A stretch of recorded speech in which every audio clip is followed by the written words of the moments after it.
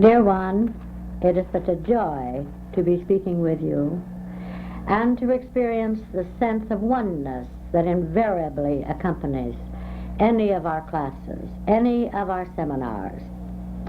So let us first of all open our consciousness. Let us realize the infinity of our being. For in the infinity of our being is the oneness of our being. Let us consider the heavens, and let us consider our inseparability from the heavens.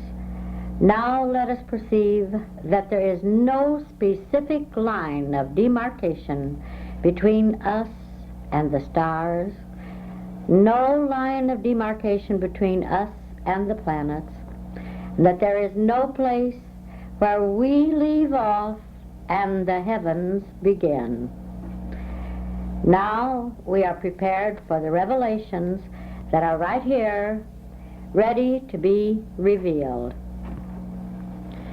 Throughout the ages, there have been great spiritual lights who have spoken and who have written wonderful words of truth. There have also been thousands upon thousands who have heard and who have read those words of truth. Now, this being true, isn't it reasonable to assume that all our troubles should be over by now? Shouldn't we be able to assume that sincere students of truth would be through with this thing of birth, of sickness, of age, of deterioration, and of death? But now we know that this is not the case. Instead of being free from trouble, our world appears to be more troubled than ever. Not only that, our bodies seem to be troubled by more illnesses, more diseases than ever before. No sooner does medical science find a cure for one particular disease until another one or two or three crop up to take its place. Just recently I have read of several mysterious so-called diseases that have been unknown to the medical profession before, that are just now beginning to appear. Needless to say, they are getting busy attempting to find cures for these so-called illnesses too. Now, if we consider this fact for a moment, we realize that there has to be an answer as to why all this truth that has been voiced and written has not brought forth more of the evidence of its being a positive fact. Without the evidence, how do we know whether or not it is a fact? Now, we have a perfect right to know the answer as to why this evidence has not been forthcoming. And frankly, it is not until we do know these answers that we can expect to see manifested, evidenced in our own experience, that every truth that we have known to be true and that we know right now to be true. Now it is our aim during these seminars to discover the answers to the seeming failure of truth to manifest itself more completely. Now you remember I said the seeming failure of truth to manifest itself. Actually, truth is never on trial. Truth can never fail. Truth is the eternally established fact that never wavers, never fluctuates, in which there is no interruption, in which there can be no failure. So, the seeming failure is not with the truth itself. Let us begin this session by realizing one of the basic answers as to why this truth is not more fully in evidence. Now remember, the following is only one of the answers, and there are many more. Now, as stated before, great spiritual lights have for ages spoken and written wonderful truths, and sincere seekers have heard and have read countless words of truth.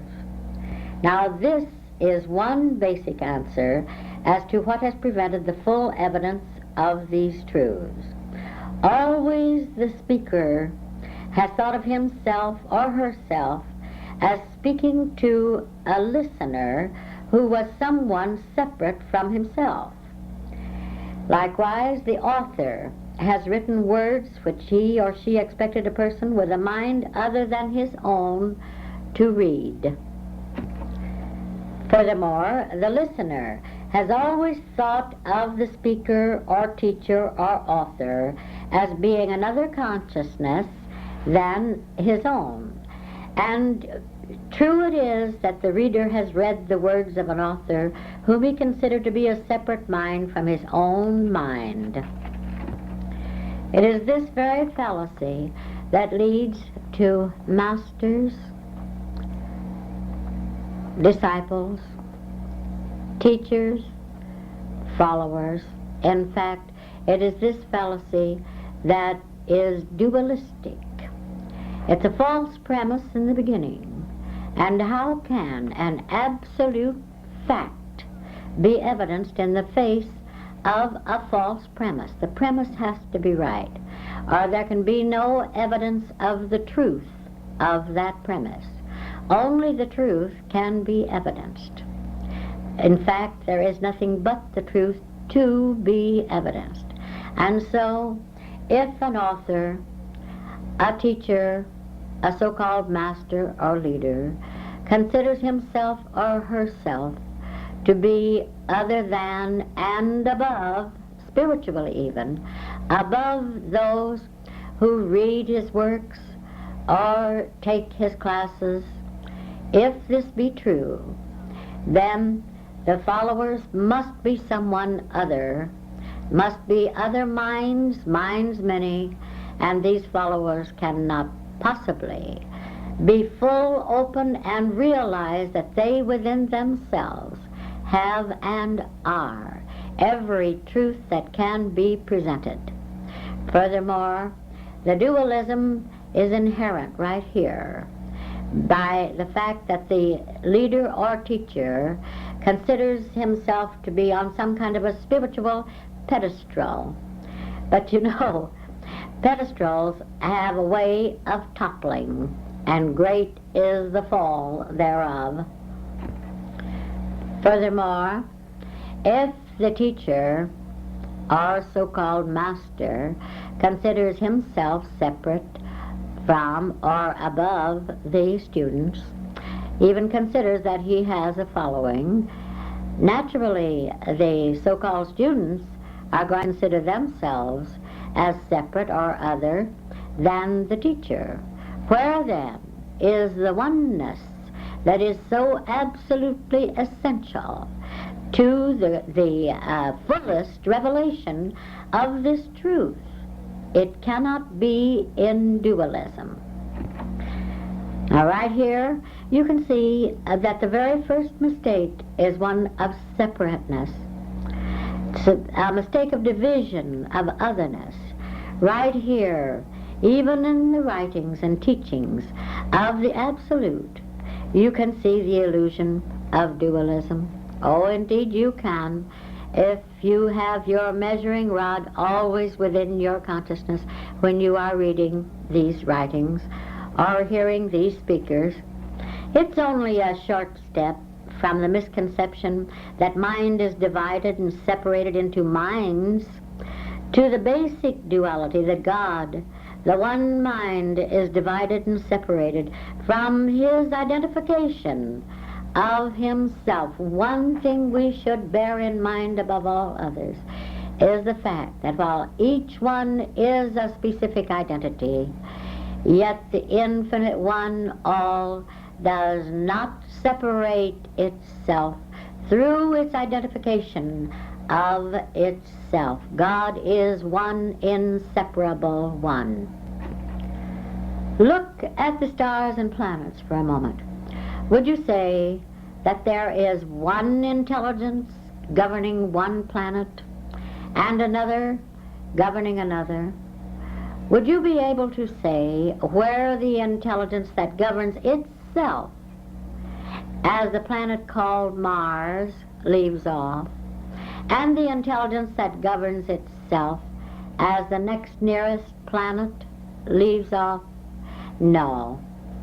There is no place where the intelligence that governs itself as this universe separates itself into parts and bits of itself.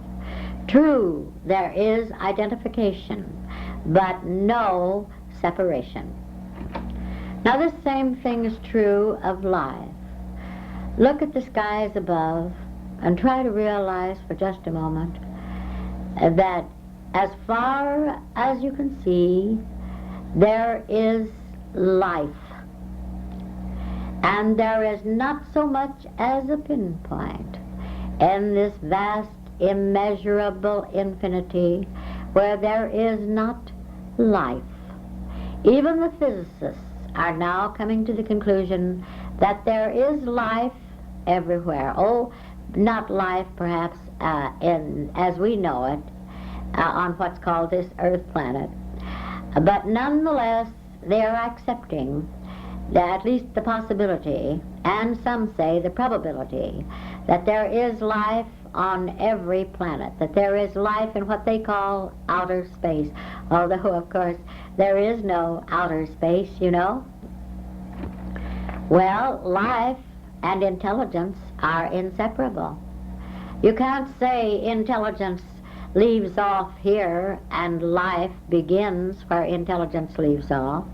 They are inseparably one. Wherever there is life, there is intelligence. Wherever there is intelligence, there is life, because intelligence and life are one.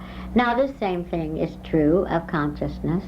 Let us consider these stars for a moment and realize that the substance of the body of each one of these stars, each one of these planets, is consciousness, spirit itself.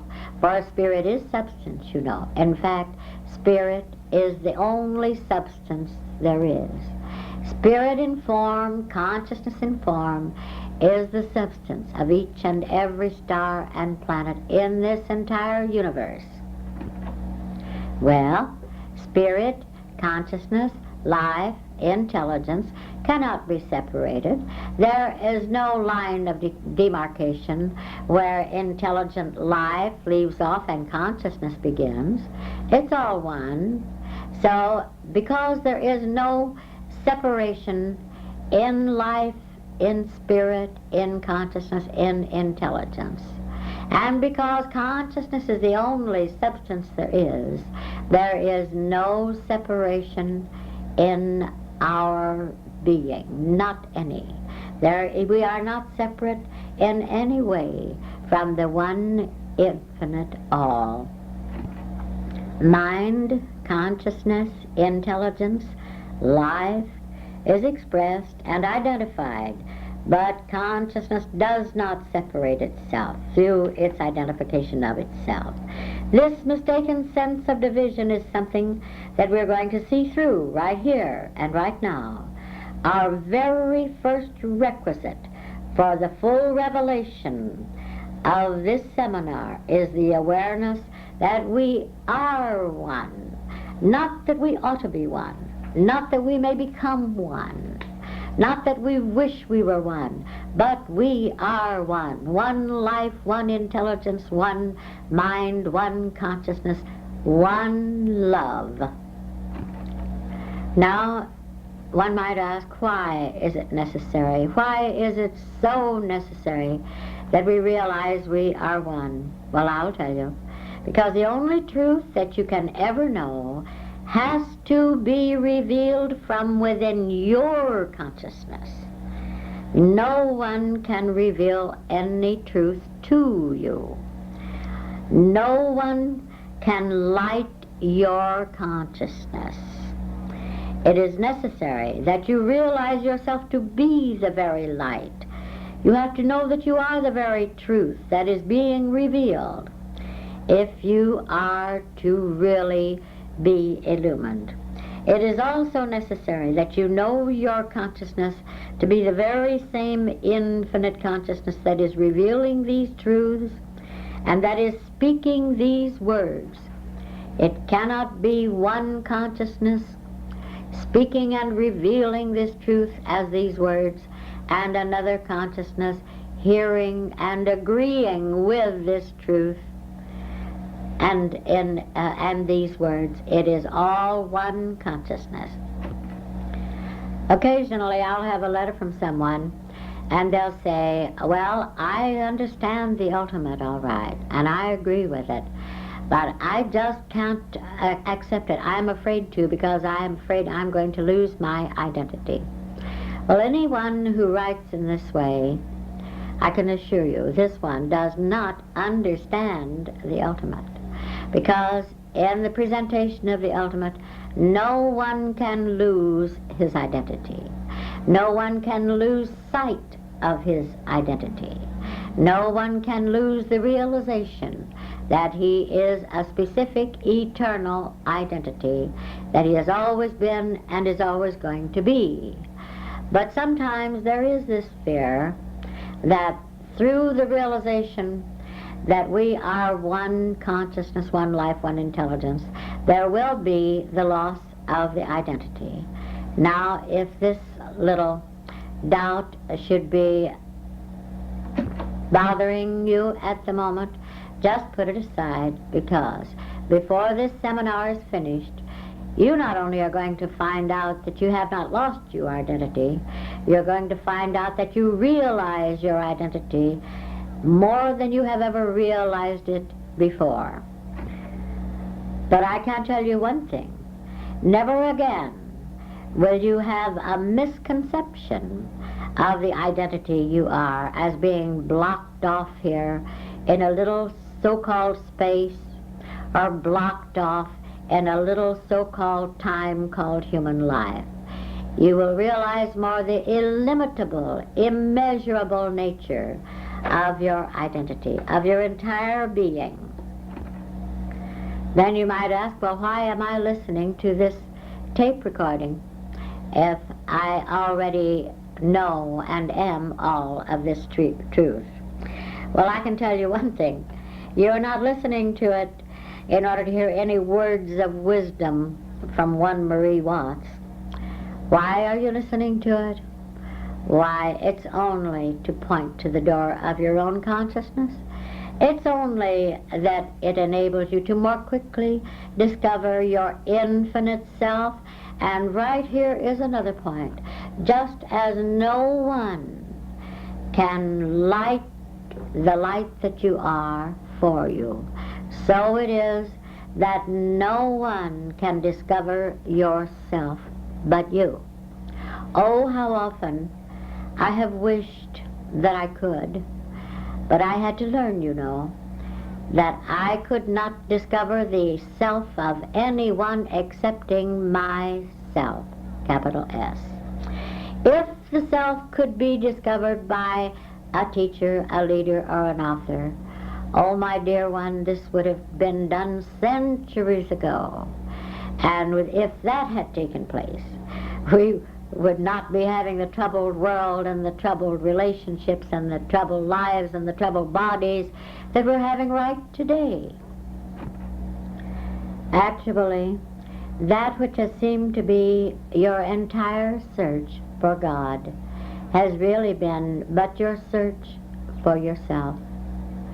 Actually, there has been no search, because you never were anyone other than God identified, and God does not search for himself, really.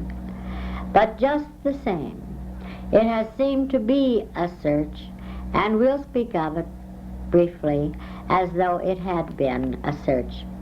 But God is not a seeker, and you have no existence other than God. So how then could you be a seeker?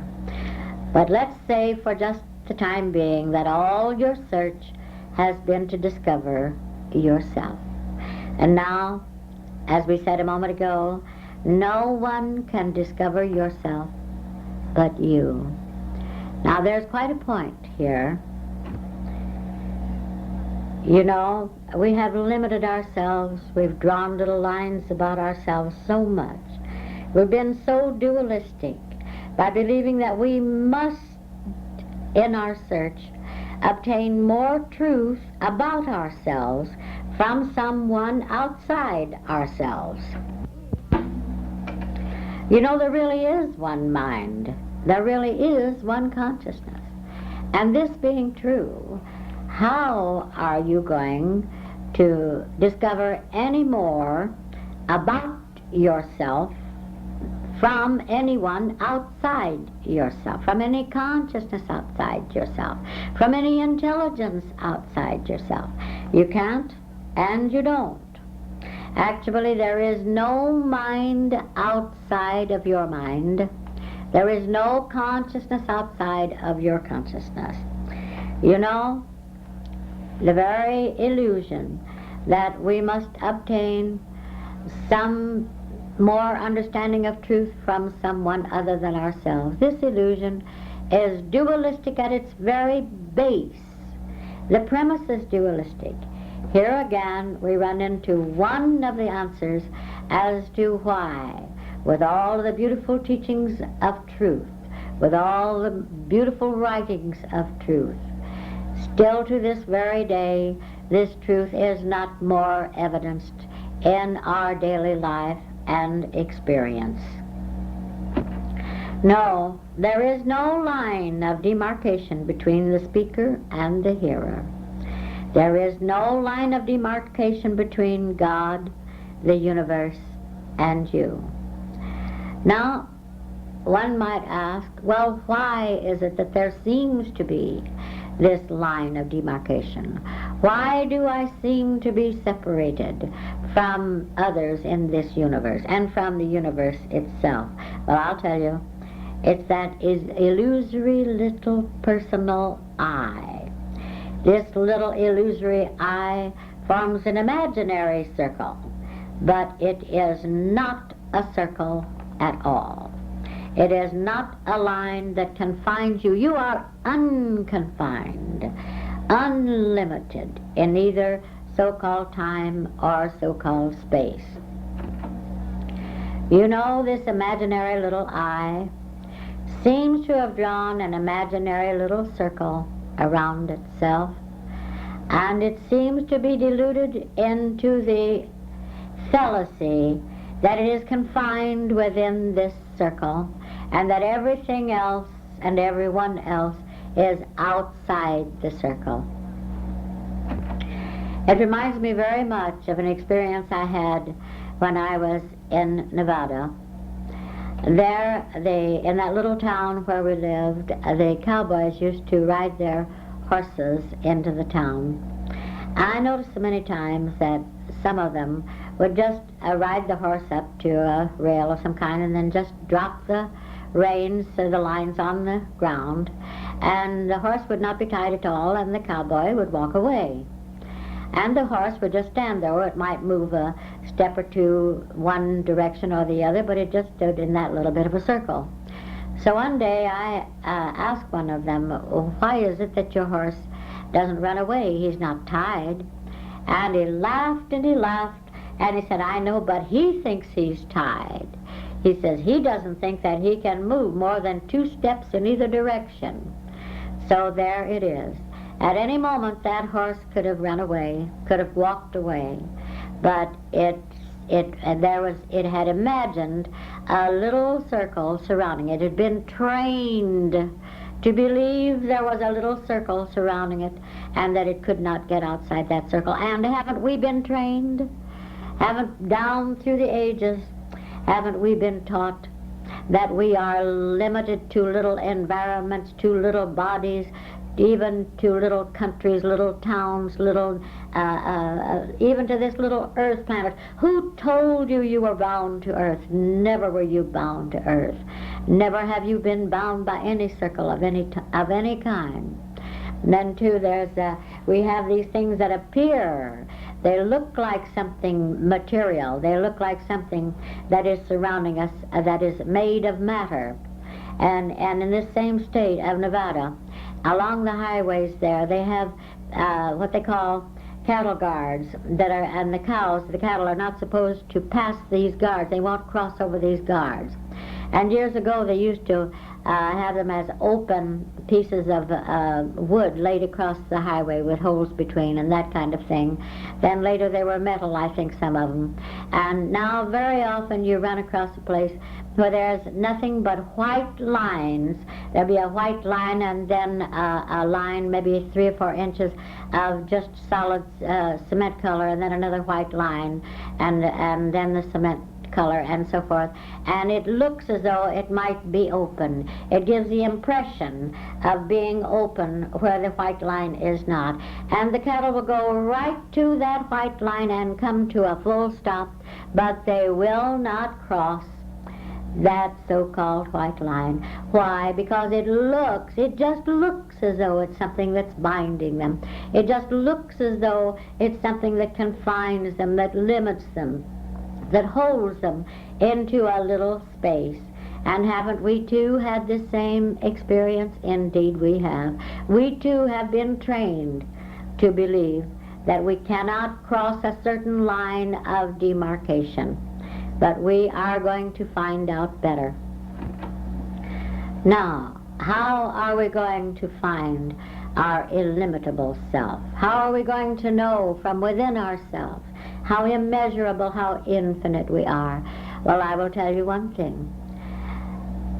The very first essential in this is to completely obliterate the little personal sense of I. The little personal sense that says, I know something of myself. I have something of myself. I can do something of myself. I can be something of myself. I am something of myself. Oh yes, the obliteration of this little personal self-important thing, this is the first thing that has to take place. And perhaps this is one of the most difficult things of all. And yet, once seen through, it's very, very easy. It just takes this first seeing through the little false sense of identification. You see, the reason for this is that it is this little false sense of self that seems to be bound. It's the little personal I that seems that it has a line of demarcation around it, separating it from the universe, separating it from God, separating it from others, binding it within a little circle so that it can maybe take 2 steps backward or sideways or forward, but still it can't, it is not free. Binding its freedom, it's this very same sort of thing that would attempt to tell us that our life itself is separated from eternity by a beginning, a line of demarcation at the beginning called birth, and another line of demarcation at the ending called death. And now that's an illusion for you, if ever there was one. Now I've given this before, but I'm going to give it just very briefly again, because this is the very first step in the obliteration of something that actually doesn't exist, although we speak of it at the moment as though it does. The obliteration of the little false sense of self, called Marie, called John, called Claude, called this, called that, or the other. And so the first step we take is by saying something like this: of myself I can do nothing. Of myself I know nothing. Of myself I have nothing. Of myself I can be nothing. For of myself I am nothing. And as we dwell in this for a little while, it just seems as though all this little false personal sense of self just dissolves or something, and we realize that we are not a person at all. And then we really can claim our identity, but it is not so much us claiming our identity as it is God, who is our very being, saying, I am all there is here. I am the only you there is. You and I are the same I am, for there is no other. Now, of course, let's not make any mistake about this. There does come a time when we no longer need to do this, you know. It's just at first for a little while. In fact, if we continue it too long, if we make a sort of a formula out of saying, of myself I can do nothing, be nothing, have nothing, and so forth, why then it seems as though we are continually trying to get rid of a little kind of self that we never had in the beginning, and that little self can still stick around and seem that it is real. Well, it never is real. There does come a time in our experience when we no longer try to get rid of a little self that we never had anyway, that never was us. But you see what happens is that we are so very conscious constantly of what we are, of what the universe is, of what everything is, of what existence is. We're so conscious of this that we don't have to get rid of any little false self that doesn't know it. The only self we have already knows it, because the only self we have, we are, and the self that we are is God, and the God self that we are already knows all of this, already is all of it, you see. And so this God self that we are knows nothing about limitations. The God self that we are knows nothing about, why, my goodness, you can no more be enclosed within a little circular line or any other kind of line of demarcation than God can. Can you imagine a line surrounding God, separating God? This is impossible, of course. Well, then there is no line surrounding you, separating you from yourself, because yourself is the God that is this universe. Yourself is the God that knows no separation within itself. Yourself is the God that knows nothing outside. So even to speak of inside is perhaps not the best way to say it, because the inside and the outside is the same thing. Actually, there is no outside. There is nothing outside. Now, of course, I'm dwelling on this quite a little, but the reason for it is that we do experience self-discovery through realizing our limitless, free, boundless being. Now, believe me, there is no other way. All the so-called going within and meditating and concentrating and all that anyone can do is never going to enable that one to realize his infinite, immeasurable self. Believe me. Why, when we realize our infinite self, we realize that we are omnipresent, present everywhere. Why? Because we are omnipresence. Well, the all, when anything is all there is, that's all the power there is too. The only presence has to be the only power. So it is in our immeasurable consciousness of what we are that we realize that we are infinite power, because we are omnipresent, omnipotence itself. But oh my, we never use that word power. We never use that word omnipotence, and yes, unless right along with it we're conscious of love.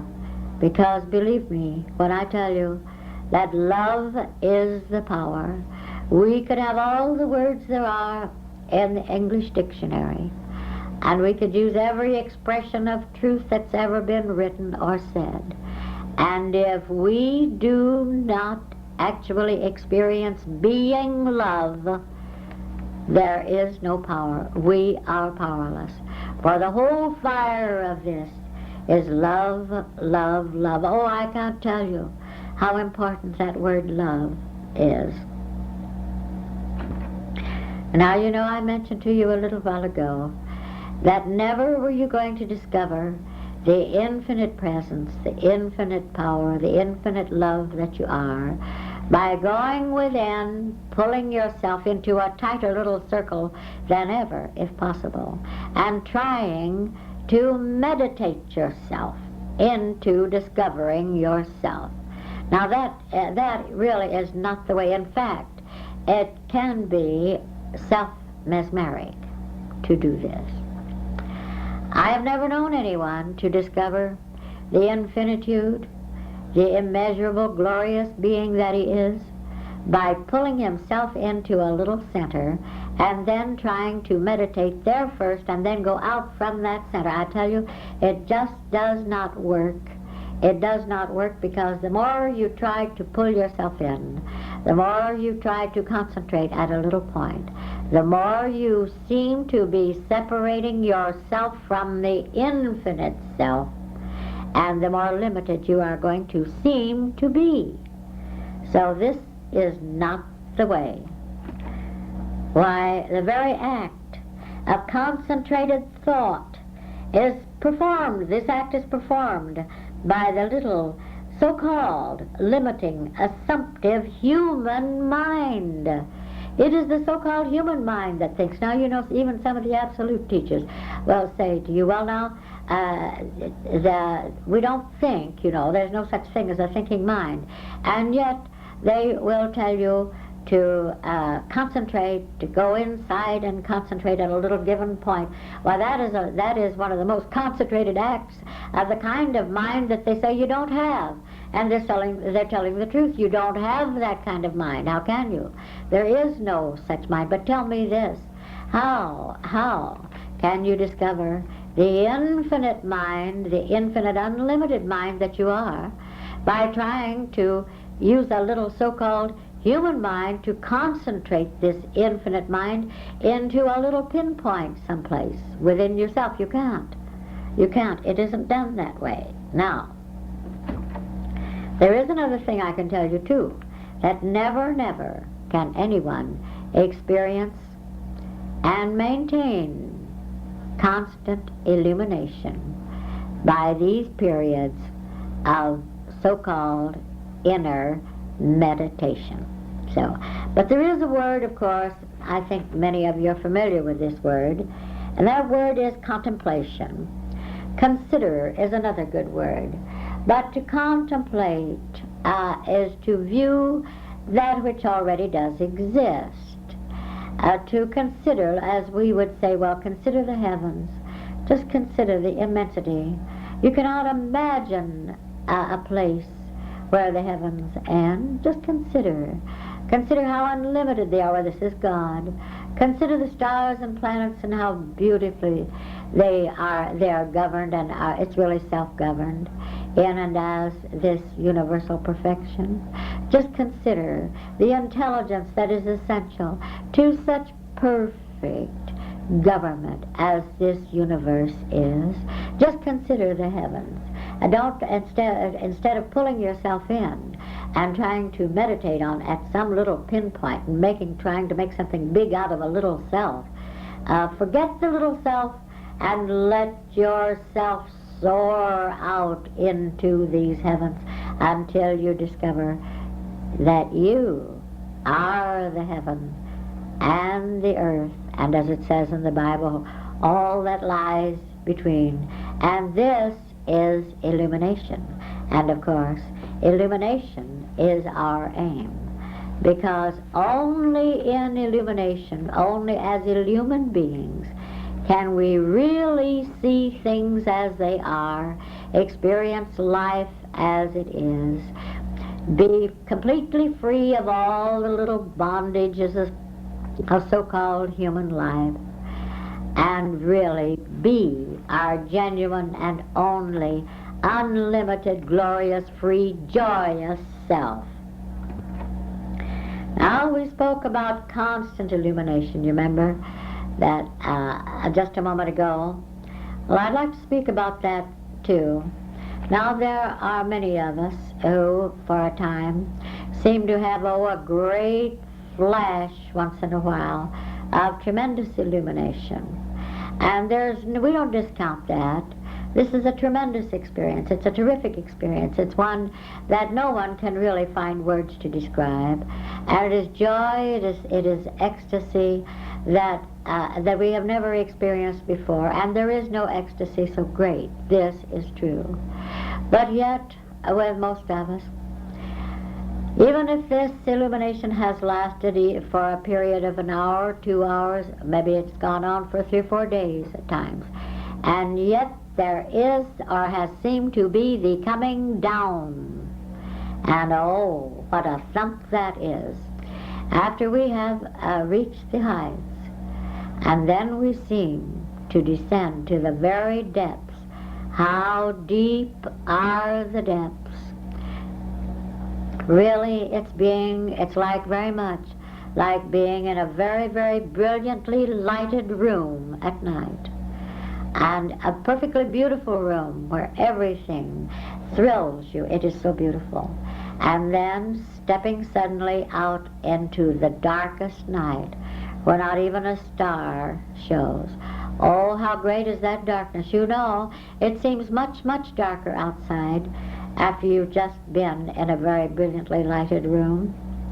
But strange, I must say this, strange it is too, that when we have seemed to be going through some of the most difficult and trying experiences, when these illumined experiences occur, when we are illumined, how much brighter is the light, how much greater is the illumination, how much more ecstatic the experience after just coming in from what seems to be the greatest darkness. And it doesn't matter what has seemed to be the darkness either, whether it seemed illness or sadness or trouble of any kind.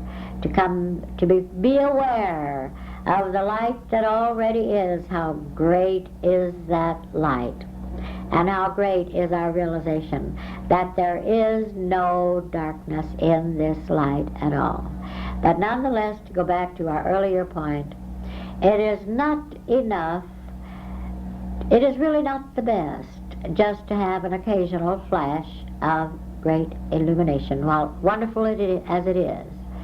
We should reach a point beyond that, and we are not going to realize our constant fullness of joy until we do reach a point beyond this thing of just an occasional great flash of light.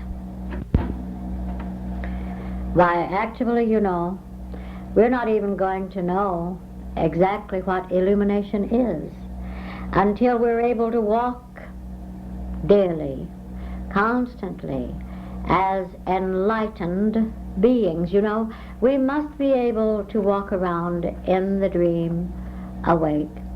That's what Jesus was able to do. And we are going to have to come to the point of living and moving and having our being as constantly illumined beings. Now, how do we do this?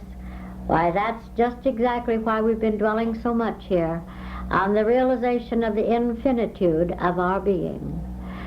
Always in great illumination, we realize that we are unconfined, that we are infinite light. Oh, we see the most glorious light, and in the greatest illumination, this light is infinite itself. It is infinity itself. And we realize that we are the light that we're seeing. It isn't as though it isn't the light and us. It isn't that we have the light. It's that we are this light itself. Well, now, we are going to have to come to the point where we are able to walk around in a constant awareness that we are this infinite light. And how do we do this? Why, we do this by just maintaining and sustaining our awareness that we are this infinite, indivisible, immeasurable, boundless universe itself. Now, in this revelation, there is only the experience of being. No longer do we do something about this, you understand. It is a realization of being. But before we can have this revelation of being, we must know what we are. And the only way, in order that we may know what we are, is to recognize the infinity of our being. Until we see this, we're going to continue to seem to be born, to suffer, to get sick, to age, and to die. Now, I spoke about the fact that it must all be a matter of being. Now, you know, there is a tremendous difference between having something, possessing something, and being something, you see. I can remember in my own experience saying, oh, I have the truth. I can work out anything. I have the truth. Well, I didn't have it at all. Nothing of the kind. Because there came a point where the truth that I thought I had just simply didn't work. I didn't have it at all. No one can possess the truth. One can only be the truth. Jesus knew this. This is why he said, I am the truth. Well, I think you know what the truth is now. We've discussed that before. But to have, if we have or possess something, we can be dispossessed of it. If we say, I have the truth. Well, suppose we say, I have life. Well, if you have it, you can lose it.